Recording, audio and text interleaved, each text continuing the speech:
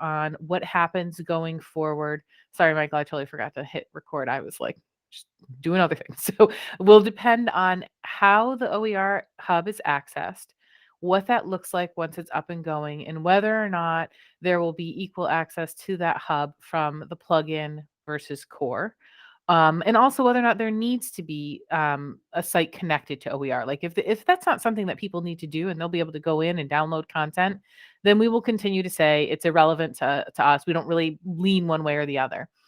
As Michael mentioned, the big selling point with Content Bank using that core piece, the blue icon, is the fact that you have things centralized. Anything I've created in one course, I can actually find and put into another course. If I'm linking things out, then if I've made a correction in the content bank, that correction pushes out to anywhere that I've linked that content. So if I do a course introduction welcome video and I put it in all of the courses I teach, and then I realized I had a question or some text or something I wanted to replace in there, I could do that in the content bank. And as long as I've set everything in the courses up to link to the content bank, those changes will trickle out and I won't have to do anything. And ultimately, this is the thing that we're all wishing for in Moodle, right? Like I teach 3 sections of English 101, and now I fix this assignment here and I have to go to all the other sections to fix it. Everybody wants that centralized content resource area. And that's really what you get out of Content Bank. The other thing to know is that on your sites, you need to use one or the other. You should not have both enabled. If you are a client and you find that you have both enabled, please send Michael and I a ticket and we will make sure that you have one or the other. What happens is it creates conflicts on the site and can dramatically affect performance. When people have the black, and almost everyone who started with H5P would have started with the plugin because the core version didn't happen until 3.9, and a lot of people did not move to core right away because some people like to hang back, let the things fall as they may, and wait for some of the bugs to get fixed. If you are using the plugin and then you decide you want to use the core piece, you have to use a tool to migrate all of the plugin content to the core piece, and it migrates everything into the content bank. It's a little weird when you have to go in and try to find the things after that and get in to edit them, but they do have to be migrated because if we turn the plugin off without migrating the content, the content's pretty much, that's it. You can't access it. It's still there, still lives there. And when we migrate content, we don't delete the old content. We disable the old plugin. So you don't see any of the plugin created content, but it still lives there just in case, right? Because you never know what might happen. So we do things that way. But yeah, so when we talk to our specific clients about upgrade, this is a big piece of upgrade. So if we see that they've been using the plugin, it's something we reach out about. For clients who had never used the plugin, when we upgraded them to 3.9, we just put them on Content Bank. They hadn't created a single thing. We actually are able to see exactly how many instances of H5P have been created in a plugin. If you were on a site that's not hosted by us and you have full admin, you can actually see that on your site as well. But we can even tell you. So as you're thinking about this, if you wanted to say, like I can see Katie starting to make notes, like if she's getting ready to upgrade and she says, Amy, what do you think we should do about H5P? If I say, hey, Katie, you've got like 25 plugin created things, I think we could migrate them, no problem. We have another client that we're running a private cohort of this course for. And when we started it, they told us right up front, a lot of people in here have some experience. So that was cool. We got in, they have 15,000 plugin created H5P activities. So they're a huge client, obviously. They have a lot of people, but when they told us the people had experience, Michael and I were like, okay. And then we got on the site and we're like, oh, like you probably have more experience than we do at this point. That's how we're feeling. But they were a client. We said, we're not going to migrate you. Migrating 15,000 pieces might not be the best idea in a shorter upgrade window. We would want to plan that more meticulously, run that through some tests and things. But typically what we do is we look for people who have, not a lot of them. My last place that I worked with, early adopter, there were 100 H5P items that we had created in the plugin matrix. And so I guess by benefit of having worked there and now here, we actually use that as the test site because I said, oh, I know we have a ton of these. Some are in the grade book, some are not. That affected some things. And we were able to use them as kind of like a test run to make sure that we're able to migrate things that are larger quantity, but not as big as like 15,000. The other thing is that other client, it's really important to them that they're able to connect their site to the OER hub, because that's a major focus for them as an organization, is open education resources. And so they felt very strongly they wanted to definitely know they would be able to connect their site. And so they stayed on the plugin. Um, Overall, I think some of the features are, as you're going through the course and you see that spotlight feature on posting an H5P to a forum, being able to pull from the Addo toolbar and pull something out of the content bank is fantastic. I love that feature, especially because there are places in Moodle where you cannot embed iframes for security reasons. And if I recall correctly, forums is one of those places. So we couldn't embed previously. So having this Addo toolbar option is fantastic. We can put things in more easily that we're pulling from the content bank. I do think that H5P is looking, though, to create parity so that there will be a comparable function in the plugin as we're seeing in core and vice versa. I think that's important. The iframe thing is really important. The reason H5P is pretty versatile and can be used not just in Moodle, but in Canvas and D2L and on WordPress sites and with Drupal is because you can embed in an iframe. So when you have places that you can't, obviously we needed a workaround for that. Bill, we saw that you had your hand up. Did we answer your question, or did you still have a question? I was just curious if there was any difference between the two as far as cross-platform sharing. Like if I create Moodle and someone in Canvas wants to use it, is there a benefit one way or the other, or doesn't it matter? So if you would have to download the content, so you can't take a Moodle course, create a backup of it, and then restore it on another site. So ultimately, you have to still download that content. You would send it over, and they're able to upload it because it's a .h5p package file. They can put that right into Canvas, no problem. But you just have to download it, and you can send them that package. But you can attach that package. You can put it in like a SharePoint, or attach it to an email, or put it in a Google Drive, similar to what we do with Moodle backup files, but just going to download it and then hand it off. And there'd be no functional difference between creating that H5P package file between the integration and the plugin. Yeah. Cool. Thank you very much. You're welcome. All right. I am just scrolling through the course here, making sure we're on the right week. Okay. Anything else that we can answer before we get started? Well, yes. Hi, and Hey, Judith. Judith. I would like to know how to build really responsive content, because so far I have built a little presentation, course presentation, and I haven't seen any specific function for doing something responsive or just adaptive. I don't know if is there any difference in the content, or if I would have to do different push presentations for each platform, or how do you work with that? No, so you should be okay. H5P is responsive by design. So one of the reasons that when we look at an H5P, and you'll see this in a minute, if we're not full screen, things don't display well. But H5P is designed to be responsive. So whether that's me on my mobile browser looking at something, on a tablet, a Chromebook, all these different things and sizes and types of devices. It doesn't matter if you're using Windows or you're on a Mac. None of those matter. H5P will work on any of those. And it will work for any size device as well. It will rescale. Occasionally we run into things where people ask us to shrink the container size. They don't want H5P to show as big as it does. We can bring it down some, but not a lot, because if we bring it down too much and we fix that size, that's when we lose the responsive features to H5P. And Michael, I don't know if you have anything else to add there. Michael tends to get a lot of the questions about the responsive design of H5P.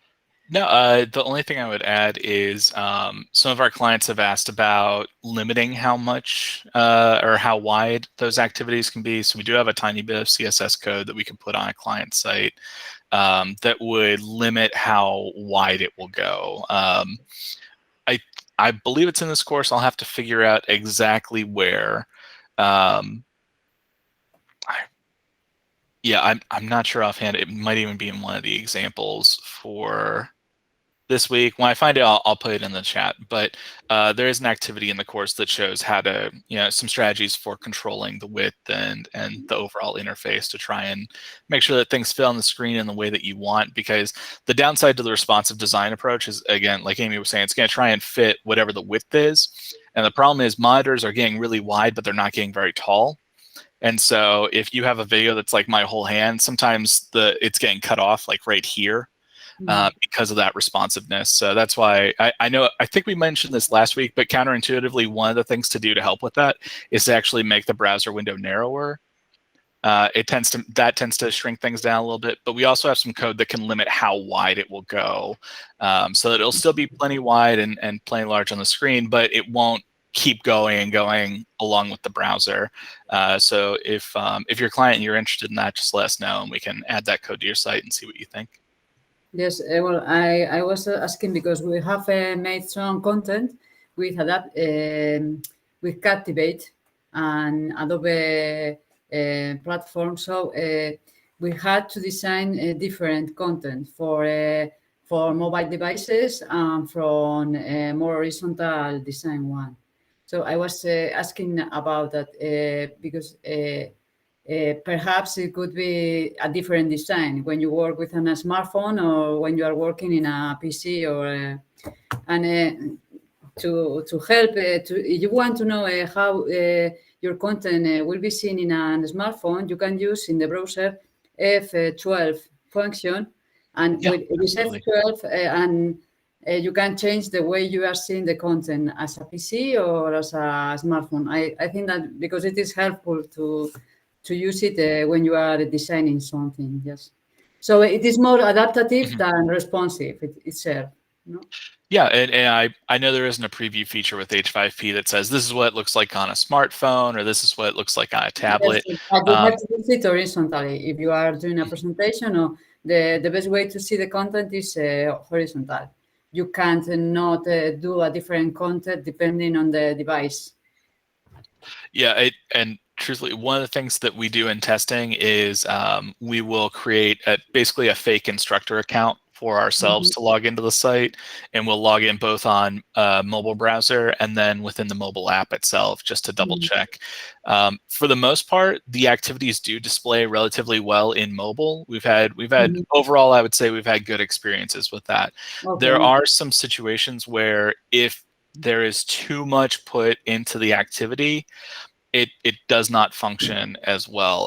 I think one of the best examples I could give was we were working with a client who had an enormous drag and drop activity where you had to drag these labels into open-ended statements. And I think there were over 24, maybe even 36 responses in that activity. And so on mobile, you could not complete that activity successfully because all the labels at the bottom, you couldn't drag them high enough to actually see the fields. So that was a situation where we had encouraged them to actually break that activity into smaller pieces. Okay. So yeah, since there's no preview mode, we basically do our own de facto preview by logging in with a test account to see what it looks like. Okay. Yes, we usually do the same because we have faced the same problem as you have a very big activity, and when you put it on the mobile, it was impossible. So we break it into. Okay, thank you. Welcome. And sometimes you can use things like it. So the drag and drop is a great example. One of the first activities my faculty made at the place that I used to work was something that was terminology. It was nursing students. They needed to learn all these words. And they went in and it was like 50 things. And I was like, you can't do it on a tablet because you can't scroll through that. But we can put drag and drop in a course presentation. So we have one course presentation and each page was just a couple drag and drop items. And then people were able to not have to jump activity to activity that way. They were able to stay in one activity and just navigate through the different pages after completing the drag and drop on each slide of the course presentation. So it's definitely the biggest consideration. And Michael said, we crowdsource. If someone sends in a ticket and they say, hey, this is happening, we get on our internal chat and we say, okay, who has an iPhone, who has an Android, who has a tablet. Can somebody get their kids' old Chromebooks out? And we try to test it that way, which happens frequently with SCORM content. That is probably the thing we end up testing most for that same reason that Judith mentioned, which is with certain authoring tools like Adobe, you have to create things differently for different types of platforms. It can be time consuming and also expensive. You're paying someone to Yes, have yes, to it redo is. that. It's quite Yeah. quite expensive. Yeah. That's what I was asking. It is very expensive. But as Michael said, we have had good luck in finding that all of the activities we've created, we usually test everything in this course in particular on our using the mobile app. So we come in on the mobile app, and I'll use the mobile browser as well. Not everyone likes the app.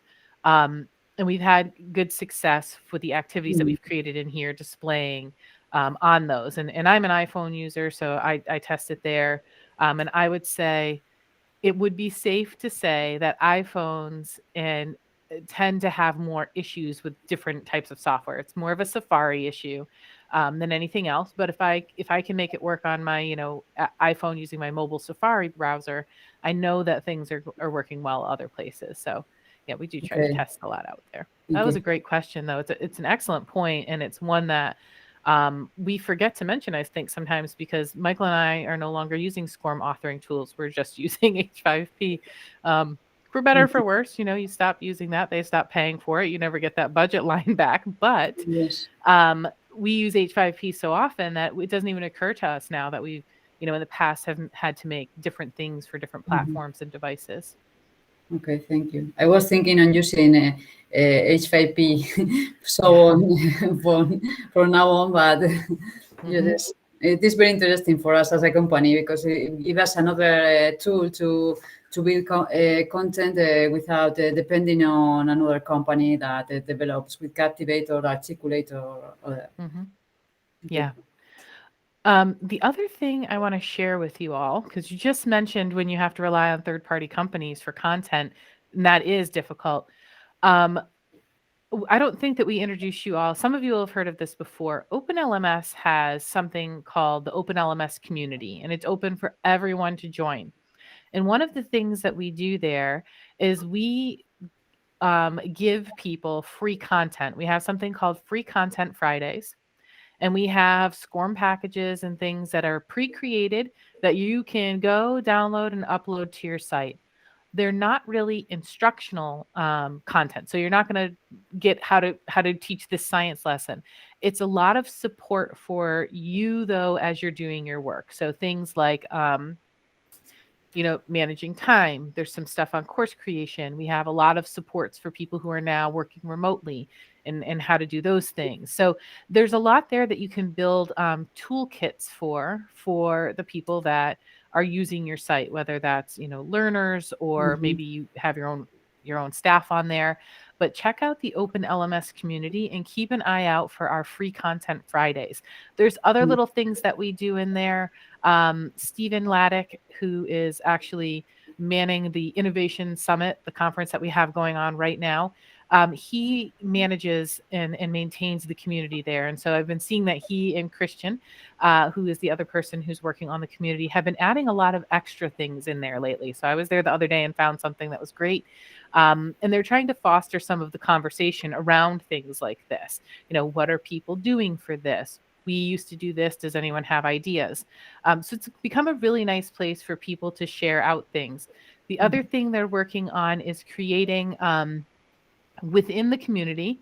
You'll see that there are different language sections. So I'm pretty sure we have a community area for Spanish speakers. And I know that we were talking about having one for people who speak French. And there was another one that came up just the other day. And we thought, that's great. We should have a section in the community for, all these different languages. So you'll also find that you can connect with people in your region, people who are sharing things in different languages. And I think that's really important. That's been a big focus for us to make sure that as a global company, we're making sure that, everyone has representation and access there. But definitely, Michael put the link into the Free Content Friday stuff there, where you can go and you can check out some of that stuff. And it is SCORM packages, so easily uploadable into Moodle, but also if you're using other platforms you can We're put it in. using Moodle. Yeah, For which this. I would prefer. We were we have some clients who actually different parts of their universities or company use different learning management systems, Yes, and I think definitely. about how difficult that must be if you're, both a Moodle and a Canvas campus. And we have several schools that are like that. It's super confusing. Sometimes they open tickets with us, but it's for their other learning management system, and then everyone's very confused. But thankfully, the SCORM packages are, cross-platform. You can use them wherever, but they'll fit perfectly into all of your sites. Okay, have a look. All right, let's hop in and take a look at what we've been doing in our course here. All right, there's our share out. So last week was our kickoff. We had our H5P at a glance, and we were looking at all things. What is H5P, and what do we do with H5P, and why do we do it? We jumped into lessons and lectures, and this is kind of what Judah was saying. She was mentioning using course presentation, and that was one of the first things we looked at here was building a course presentation. So taking what we used to have on slide decks, or even what we didn't even have on slide decks yet, and creating a slide deck that could have some interaction in it.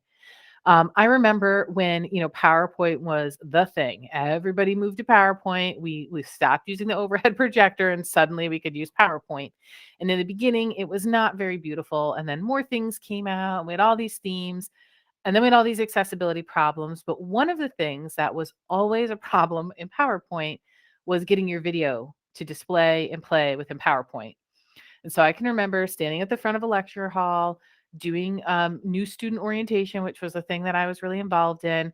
And the videos would never play within. And we always had to have them like queued up in tabs. And then you had to figure, it was super clunky.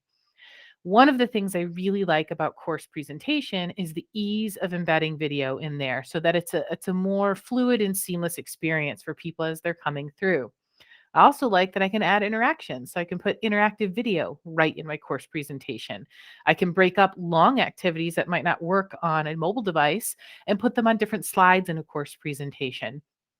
So we start out trying to make, replicate those slide decks. And then as time goes on, we start to think, oh, I can take multiple activities and now put them into one course presentation. It's a single point for a student to click on or a learner to click on in my course.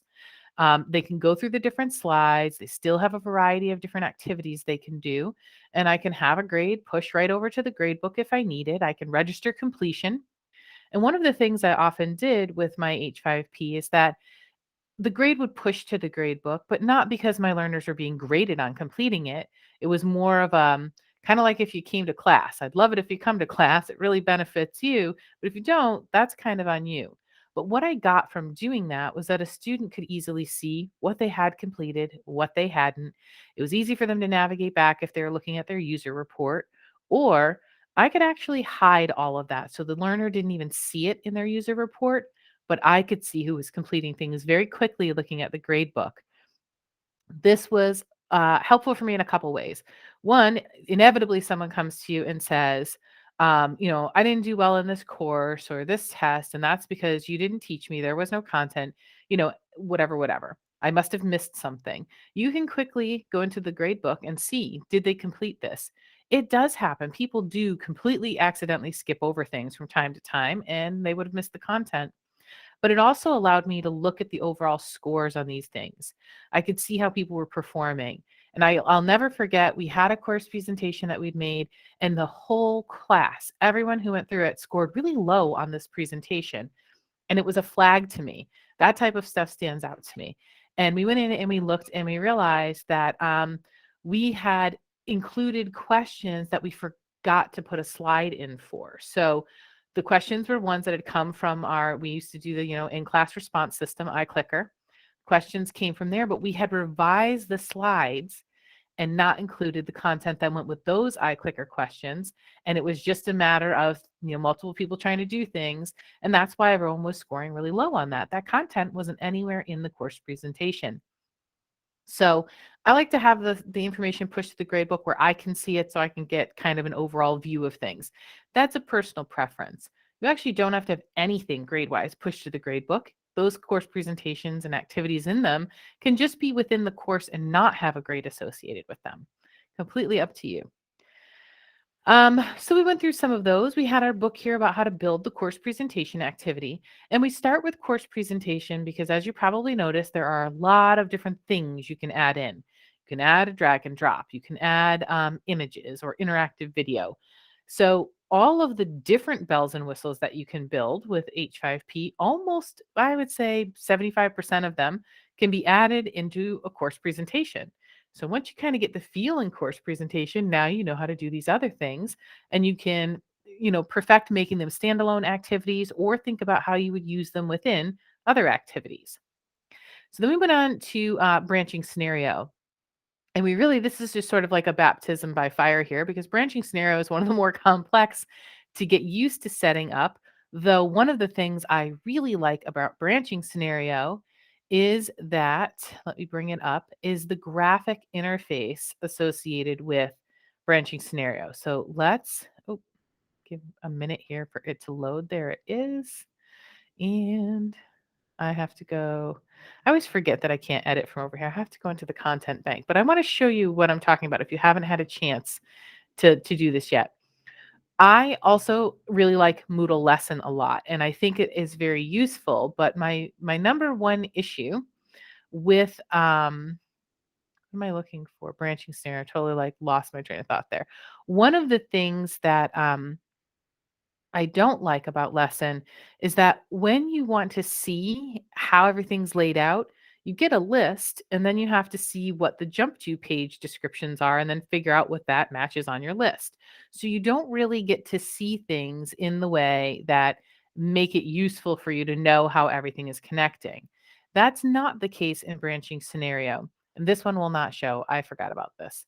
I don't know what is this was the beta version. I'm going to get it together today. I promise. We're going to build a branching scenario so you can see it. But it is really let's go to add here and we're going to build the branching scenario.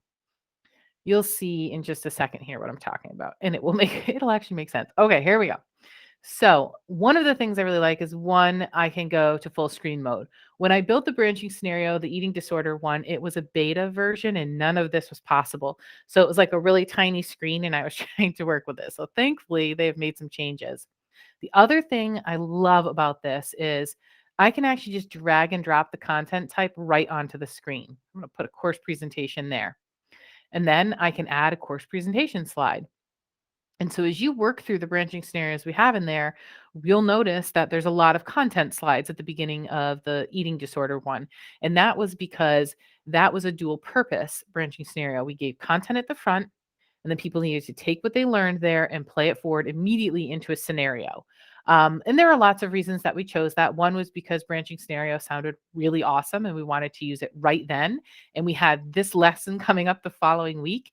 And even though we'd already built everything out and we were ready to go to do it in class, we thought, what happens if we also offer this? We'll still teach class, but we're going to put this online and then we're going to find out what did you think of each of the things. So this eating disorder branching scenario was our first attempt, and it was really designed to find out, would learners find this to be effective? And the answer it was absolutely. They loved being able to go back and forth through the slides and read through things and then move forward. And then if they didn't get an answer right, they were looped to a page that explained why. And then when they pressed forward, they got to reattempt that part of the scenario. So we were able to make sure that they were always making the right clinical decision. Later on, as we built more branching scenarios, when someone made an incorrect answer, we gave them the reason it was incorrect. And then we started to take them to, but this is what would happen if you actually followed through on that decision. There is, we never let people get to a point of a catastrophic end in a branching scenario. This is a big thing to remember. And this is true. I used to do simulation as well. So one of the pieces is that when we create a situation where in nursing, the student has killed the patient, learning stops. They will never have the confidence to go through that type of situation again, but they'll be faced with it every day. It's actually true for anything. So if we think about being in education and all of the different things, the situations we've been presented with that no one ever told you about in college, when you've made a really poor decision or one that did not have intended consequence that you hoped it would, it's very hard to continue to make that decision. You get a little nervous about it. So, branching scenario is really designed to give people the opportunity to make a decision, see what would happen, and then give them the opportunity to correct the decision so that in the end, they'll work through the scenario in a way that they now know the correct decisions to make, but also understand the implication of other decisions that they could make. Sometimes there are multiple decisions you could make, and you have to try to make a judgment call about which one plays out best in this situation. And if you think about your everyday life, there are multiple times that this comes up for you. There was no wrong decision, but some have a better intended, outcome than others. So this is what we can do with branching scenario. And so because we can bring in a lot of different types of elements here, we can bring in course presentation. We can add an interactive video right in the course presentation. There's a lot we can do. I am actually just going to add this just as an example here so we can continue to see what happens as we add things. I would click done, click done again, and there it is. My untitled course presentation is here. Let's say I'm ready to add something else. I just drag it into place. And once I have it, I can still move things around. So if I put something in here, let's say I put text box in right there. And then I decide, oh, you know what? Actually, this needs to go above. I can just click and drag things. This is probably the single best feature for me of branching scenario, because sometimes as I go through, I think, oh, you know what? I actually want something different to happen here. The lines tell you how things are going to progress. So in this case, people are just moving forward. We can add different things in here. So we can add, say, text right here and give someone more information there. Oh, it's not letting me type. There we go. And then maybe I want to add, um, let's see here. Trying to scroll around. It's not letting me. Okay. Then maybe I want the question to come, right? So this is the key. Let me add this branching question. When I drag it into place, it's going to open up and I can put in any question. What is the best LMS?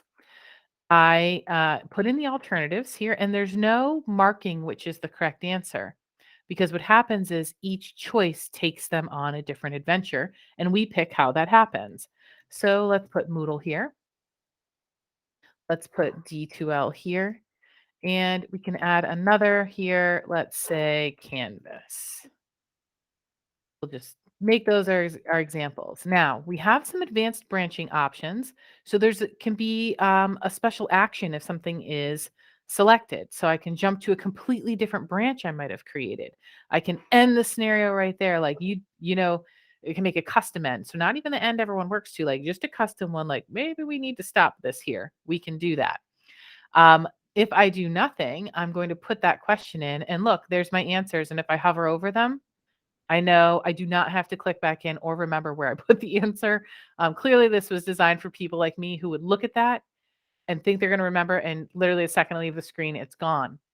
Now, what happens if I picked D2L? Well, you know what's going to happen? I actually want to jump to another branch. So I am going to double click and say, if you pick D2L, you're actually going to jump to another branch. And the branch you're going to go to is back to the info page, because I feel like you didn't learn enough about what needs to happen. You didn't learn enough. You need to come back through that information.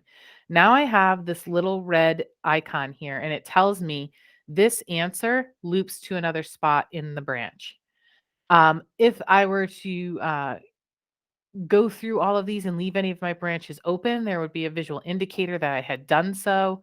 If I click this option, click that red button there, it actually grays out the whole screen and only shows me the answer and where it's connected to on the branch. So now I don't even have to try to figure out where I put things by looking. I can just click on that and immediately I can see that this particular answer takes me to that branch. And I can then create other things that happen from here. I can create a custom branch as well. So I could say that if you choose A2, I have like another page here that says for everyone who's chosen an incorrect answer, they're going to go to this page and get this information. You'll see that if you work through that branching scenario on eating disorders and also on the others, the content that we've put in there about how to create these. As you go through that, you can actually go through that scenario more than once. And if you make a wrong answer, you'll see that you come to a page that gives you some information. And if you choose the correct answer, you're going to get a page with different information, and then you're going to move forward through the branching scenario. When you're done, you can actually just choose to preview your branching scenario. They all start out this way with a little start the course option here. And here's like my first page, just said test. My second one, which was also test.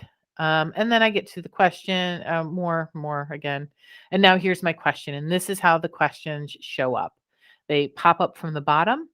It tells you that you're at a crossroads. So you have to make a decision here. You have multiple decisions in front of you, and I can pick. So if I picked D2L, I come right back to that test page again because that's what I chose the behavior to be. We'll go back to edit. I will proceed. I don't actually want to save it, so I won't. I will probably delete it just because we end up with lots of stuff in the content bank otherwise. But this is how branching scenario can work for you is, you can do a lot here with branching scenario. Doesn't have to be critical decision making. We've done things using Moodle Lesson where, it's kind of like you're going on an adventure. And it's very similar here, just much easier to lay out. And I can add more graphic displays and more graphic elements. So in Moodle Lesson, I can't change necessarily the background on the screen and then put text over it. It doesn't work that way. But here I can create backgrounds and do a lot of things and add different types of questions in that I can't add in, do in other places. So that is, and for whatever reason, my whole thing is frozen here. So I am just going to create a new Academy window and we're going to keep going. All right. Let me get back into our course here. X out of that one. There we go. Okay, so that was lessons and lectures. And that's really where we started last week. You see that we just did the one content type last week, and that's because really starting to learn course presentation and branching scenario, there's a lot that you can do there. Kind of can take a lot of time. Coming into this week, we have drag and drop content types and creating interactive video. So for drag and drop content types, I actually have come to really love them because the more Michael and I have worked with them, the more we start to think of all these cool things we can do with them. And so for this one, I first created a drag and drop sequence activity. And in this one, you had to put the Star Wars movies, the original 3, in order of release. This was actually a much harder thing for me than it should have been. I actually didn't know A New Hope was the first one. But what happens is in this particular one, when I grab an item, the correct drop zone actually is highlighted in this. And that was just something that I did when I was creating it. You do not have to do that. But I can drag things into place and put them in order. I can then check my option, check if I've answered them correctly, and I did. I should hope at this point I can do so. But I can put anything in here. I could have people put a sequence events for things such as a skills-based activity.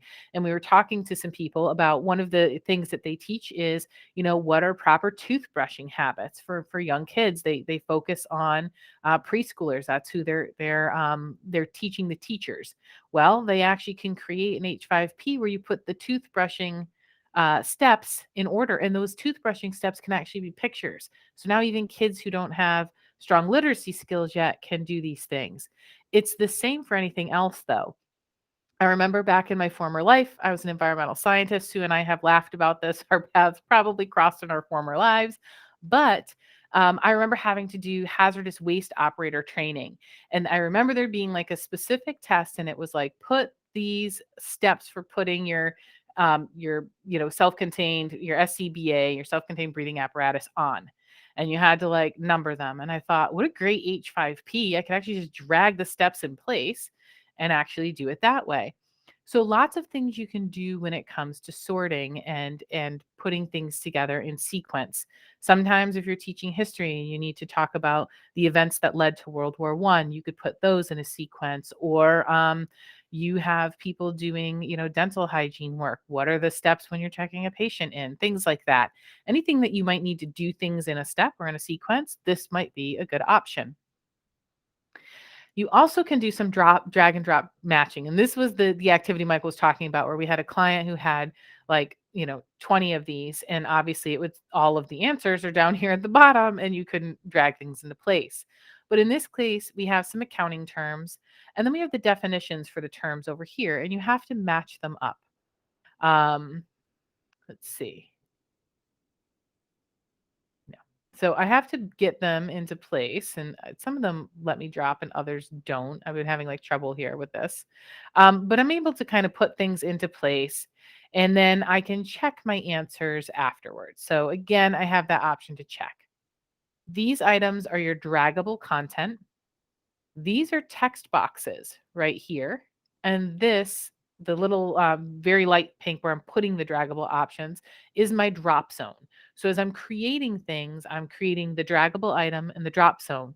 In this case, I've added text, but there are some other really great examples. And I think Michael has built one where you can sort fruits and vegetables, or maybe I'm just making that up and it's another content type.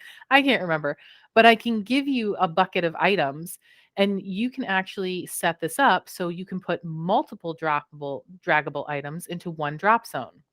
So when I'm teaching world languages and I need past and present tense of words, or a feminine and masculine of different words, or I want people to sort prepositions from something else, I can actually set up two buckets and then they drag and drop things. But I can have as many sorting buckets as I want. So my sorting buckets are just my drop zones. That's it, hotspots. I knew there were vegetables in something somewhere. Um, so you can create as many drop zones as you want and still have as many draggable items fit in those as you need. So there are lots of things that you can do with that. Um, I think about different policies we used to have at my old job, and some were patient safety policies, and some were general hygiene policies, and some were like related to other things.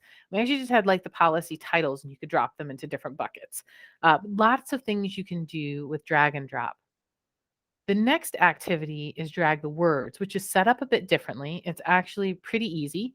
You just take your text and you copy and paste it into, or type it if you wanted. But usually I have things like kind of lined up in Word so I can spell check them, because there's not great spell check in H5P.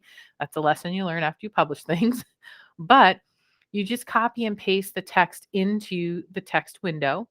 And any word that you want to become a draggable item, you put an asterisk at the front and an asterisk at the end, and the word is automatically added to your draggable items. And then as people go through and they read the passage, they drag the correct options into place.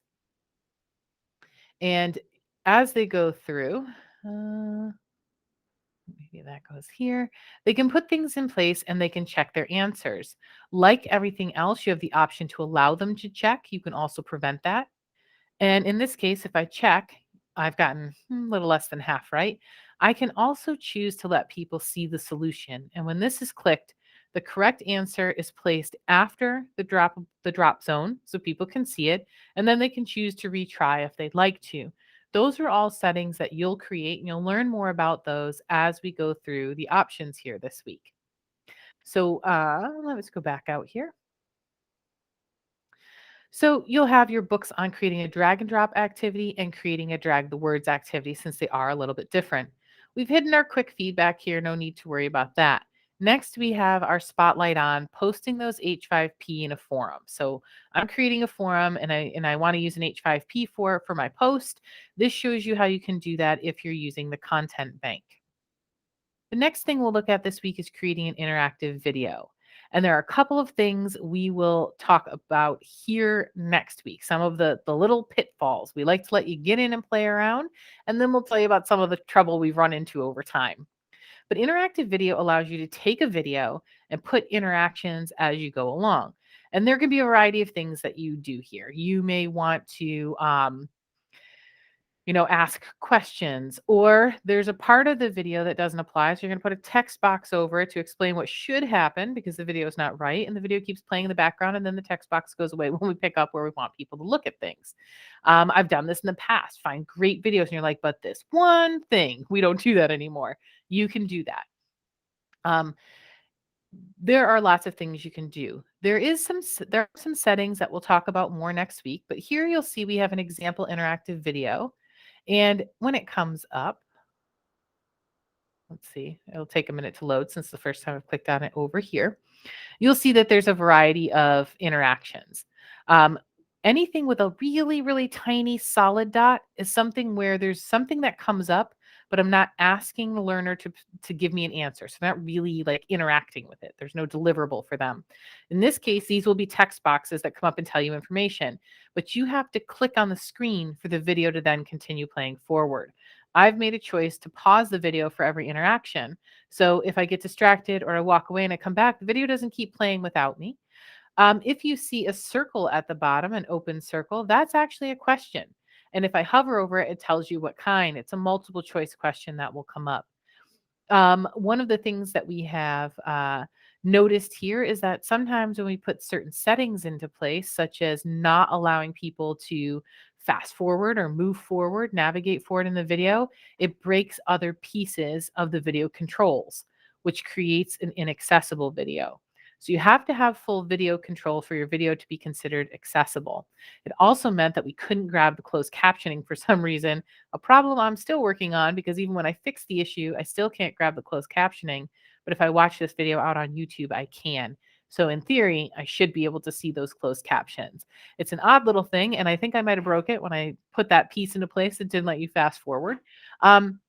As you go through this video, because there's kind of a gap here between things, you can use this little timer looking speed dial speed thing over here and make the video play at double speed so that you don't have to sit through that for that long. Clearly, you're probably not learning how to become wildland firefighters from this one video. So feel free to play it quickly so you can see how the interactions happen. We'll talk quite a bit about interactive video next week as we recap.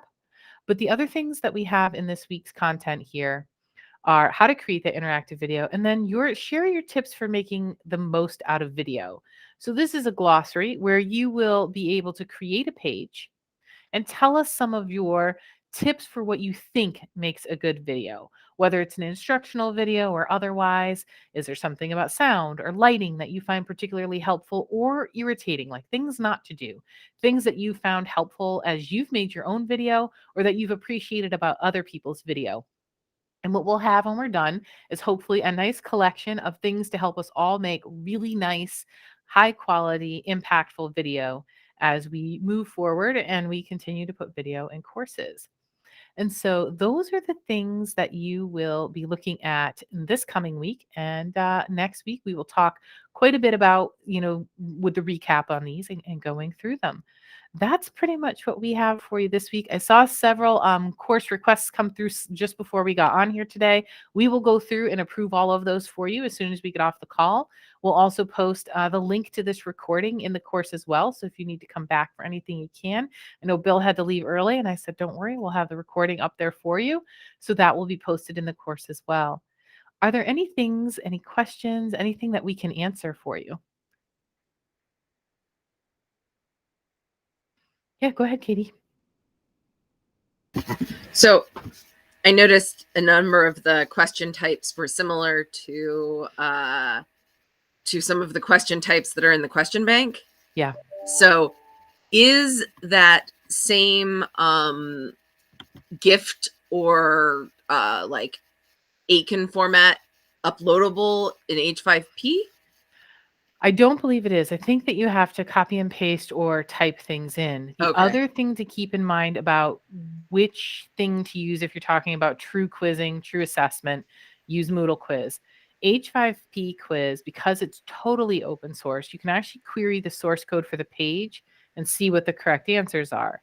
Now, I would have never known how to do that, and I'm still not quite sure I know how to do it, but I know you can, and apparently it's not that difficult, but it just takes someone who's slightly tech savvy. Okay. That's why we only recommend using the question types, and even using H5P has their own quiz module. I think it's called Interactive Quiz, but we only recommend using those for things that are formative. So not high stakes, not summative, not something where we feel that test security is really important. Thank you. Yeah, I also usually recommend avoiding the essay question type because it doesn't behave in a way that you might expect. Yeah. For example, you basically enter in some keywords as a response, and what it does is when the learners submit their response to the essay question, H5P compares their response to the keywords and phrases that you've added in as an answer, automatically assesses whether or not it's accurate, and then gives them a grade off of that. It does not save the learner's response. Oh my God. It just kind of vanishes into the ether. So Right, it really just, it does a quick check to Yep. see if it matches up with what you put in, and then it's basically It's gone gone. forever. It's an unfortunate setup. That's why I usually don't recommend using the essay question type in I would- H5P Yeah. if you can help it. Legitimately use that as the example of what the Moodle essay is not. I'm like, you Mhm. might have run into this type of thing. This is not it. But it doesn't Yeah. save it. That's rough. Yeah, so that's probably it's really weird. And I can remember the very first ticket that came in where someone asked that, and I was like, but it's an essay question. Like, I don't understand why there's nothing there. And we could see that people had made attempts on it. We could see that they had grades on it. And then we found out that it actually just uses some like AI and some matching, and it just decides if like those keywords are there. So the other thing is that the answer could have been completely nonsensical, but if people hit the keywords, and, if I'm a somewhat savvy student, I kind of know what you're looking for, but I don't need to explain it. I can type in some random keywords. I could end up with a good score on that essay question, but no one would ever be able to check what I put. So I definitely say, use Moodle essay, text entry one if you need to do something like that. Good point, Michael. That was an unfortunate situation for that client when we found that. We were like, oh, that's not very intuitive, but.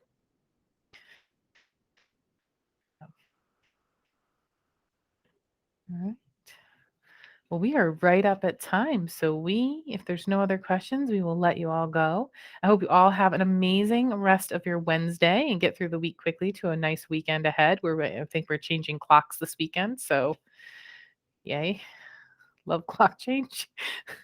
But I hope you all have a great week, and we will see you all soon. You're welcome, Sue. Have a great day. Bye, Katie. Bye, Emily. Bye, Bye, everyone. Stacy. Bye, Judith. Hi, Amy. Yeah. Would I be able to ask you a couple questions?